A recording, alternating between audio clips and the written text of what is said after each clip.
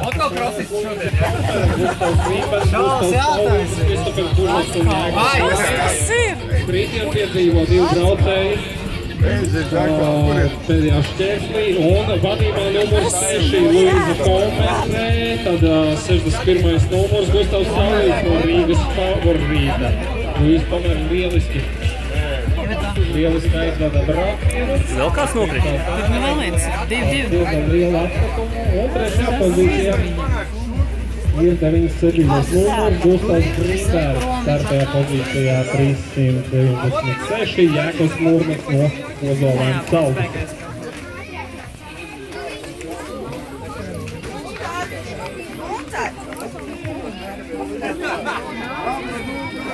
Viņš lientai čupā iekšā. Jā, aplausi braucējiem, trikušajiem. Izskatās, ka viņš pat